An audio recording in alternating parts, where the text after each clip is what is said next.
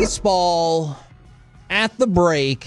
Wanted to talk about a variety of things. We still got a couple of days until we get back into action. Rangers and Tigers, which, by the way, I believe G-Bag Nation will be doing their show out at Globe Life Field on Friday. And then tomorrow, the Sean and RJ Firehouse Tour trucks on in Richardson. If you want to go up there, I believe they're going to have tumblers to give away. All right. Who is your AL MVP of the half year?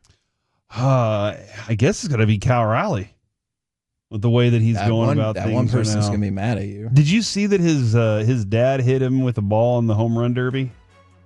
Oh, no. Yeah, his dad was pitching to him, and he hit him in the elbow. Oh, dear. It's funny, though. Well, that's not what you want. But he ended up winning anyway. All right. Maybe it just sparked him. The Athletic thinks that your answer is stupid. Okay.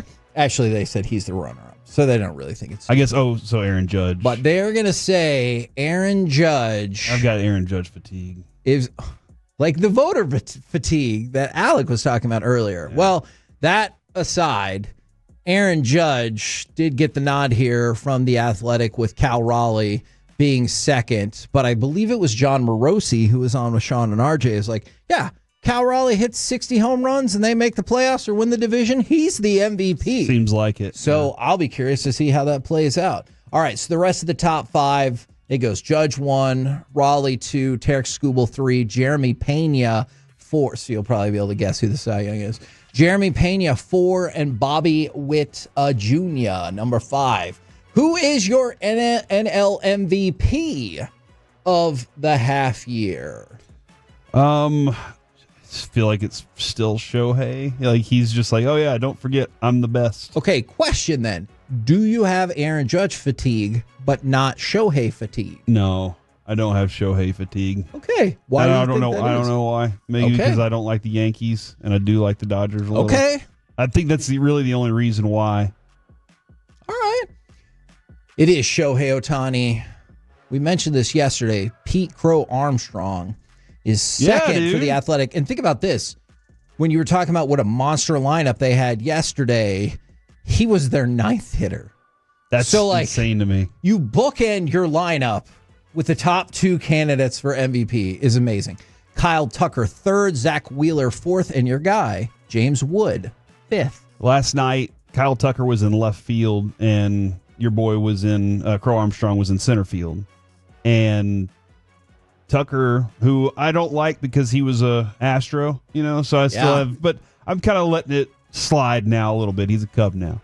But he said he was very nervous out in left field because he hasn't played left field in 6 years. And he was like, it's been a long time since I played it. I don't want to mess up for Kershaw, who's on the mound. That was what was important to him, dude. He didn't want to mess up because this is Kershaw's moment. And he didn't want to screw that up. And I got a lot of respect for that. Now let's get to the least valuable players. Who is the least valuable player in all of the American League, and why do people want to trade him to the Rangers? Oh, I thought Jock was... Oh, that's a good answer. There is a Ranger in the bottom 3. And it's not Jock? Nope. Man, I would replace this player with Jock Peterson for sure. That's a good answer. Who's the worst team in the American League? It's your guy. The guy you always talk about when it comes to them. It's Luis Robert, isn't it? Just for the record, I said I do not want to trade for Luis Robert, but you are correct. Luis Robert is the American League LVP. You want to guess who has the worst batting average of any AL hitter with at least 275 plate appearances? You should probably guess Luis Robert because that is correct. He is hitting a robust 185. Oh, dude. And if you're worried, you're like, you know what? Maybe it's a split issue. It's not. Sitting 197 at home and 174 on the road. So I realize those numbers are different, but I'm not going to argue that that has anything to do with it. However, there is this. He has 47 hits this year and 89 strikeouts. So that means he is twice as likely. Dude, that's miserable. I know. He is almost twice as likely to strike out up at the plate than he is to hit a home run. That is miserable. Do you think I could tell you a stat that's worse? Yes. Yes, I do, because you're asking me that way. Smart answer. Luis Robert has led off an inning 60 times this year. 6-0. He has 8 hits. Why is he allowed to lead off innings? I think that's probably just the natural order of the lineup. I would. Why is he in the lineup? Never mind. Don't know. He's going to go out there. I'd just say, never mind, dude. Just come sit back down. We're taking you out for the game. All right, I'm a little tired of you bad-mouthing him. We know what's going to happen. Let's talk about when the game really matters. The 9th inning. There you go. Luis Robert has been up to the plate 28 times in the 9th inning. There you go. 28. He has 3 hits. 3? And 11 strikeouts. Oh, my God. Which means in the 9th inning, he's the least clutch? He is almost, at least more than 3.5, but close to 4 times as likely to strike out than he is to get a hit. He's unclutchable.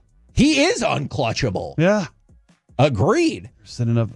So he leads the way for the AL MVP, followed by, again, not my list. I don't agree with this. Adolis Garcia. I would put Jock Peterson second. And Anthony Rendon, who gets a Career Achievement Award for the least valuable player. Jeff Passan just posted something regarding the Rangers. Did we get Shohei? No, we didn't get Shohei. We didn't trade for Luis Robert, did we? We traded for Luis. No, we didn't trade for Luis Robert. Oh, my God. Would you have changed your tune? Yeah, I'd have been like, I love this guy. Sorry, Hicks, you're canceled. Get CY on the horn. He's amazing. He's my favorite player, actually. Every question would be, but why? Is this a cool gesture by the Texas Rangers? The Rangers gave Eovaldi the $100,000 All-Star bonus in his contract, even though he didn't make the team. Yes, I love it. He deserves it. Absolutely, he deserves it, right? Yeah.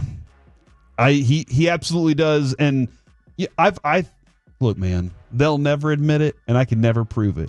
But in my mind, I've told you this for 3 years now. I think Eovaldi takes a rest in the middle of the season so that he can be ramped up for the end of the season. I'm always into sandbagging, all right? I'm always believing that there's a bigger plan. We all figured it out. So I believe that. And if he did, then he couldn't make the All-Star game because he sacrificed games in the All-Star game for his team so he could be healthy for them. And so they should give him that $100,000 for that. Well, look, and we talked about it. He's only 6 innings off of being qualified for all these stats, of which he would immediately. You think that's good for team morale? Yes, 1,000,000%. Because also I kind of wonder, I don't know this to be the case whatsoever, but I kind of wonder if Eovaldi's like, parties on me. You know what I'm saying? Like for the rest of the team. He's that kind of dude. Yeah, and you can still have tons of cash left over. He was the first ever millionaire. Ooh, maybe. Well, it was only $100,000. Now. Send him over. He had 900,000. Yeah. Did you include for inflation? Nope. Okay. Why would I? There you go. Because it just happened. That's a good point. All right. Now, I know you're thinking, well, that's the worst any player could possibly be. Yeah. I present to you. Oh, my gosh. The NL least valuable player of the half year. Do I have a really cool rookie card of him that's an autograph patch? Yes. Michael Harris II for the Atlanta Braves. Now, with Luis Robert, I gave you a whole bunch of important numbers.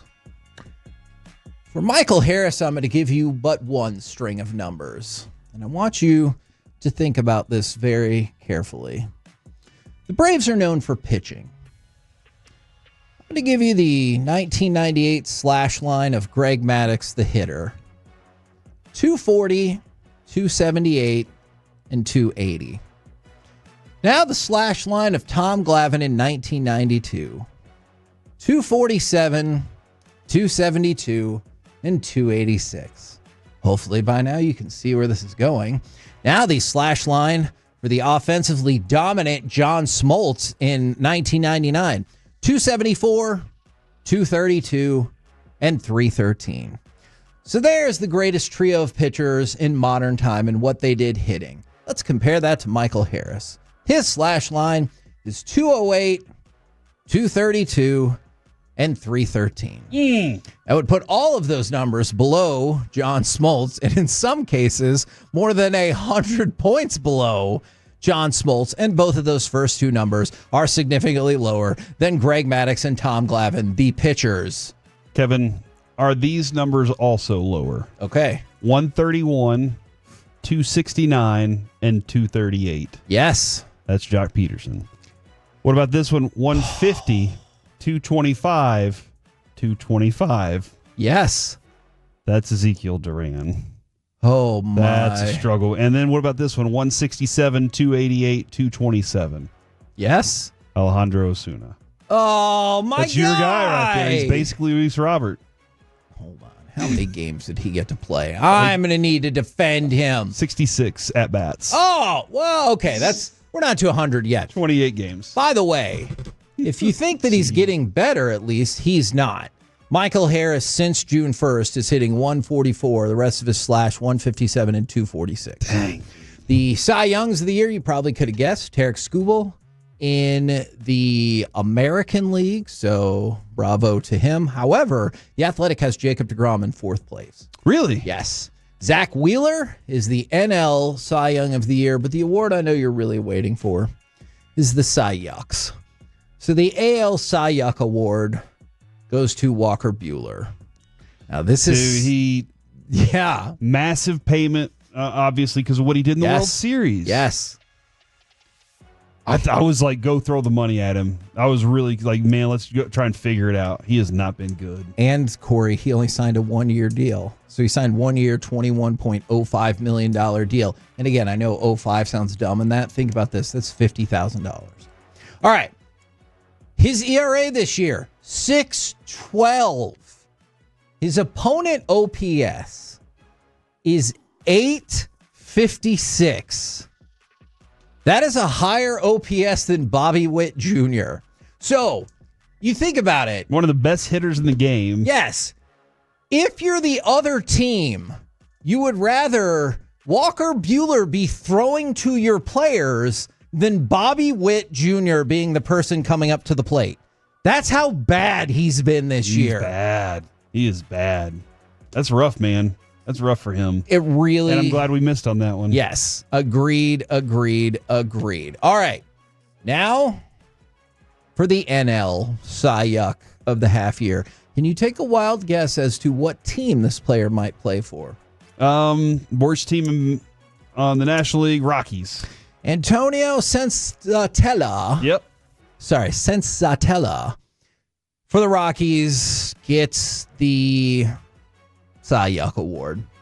Highest opponent batting average. What if I told you a pitcher's opponent batting average and you'd be like, ooh, that's a tough season. What do you think? 270, 280?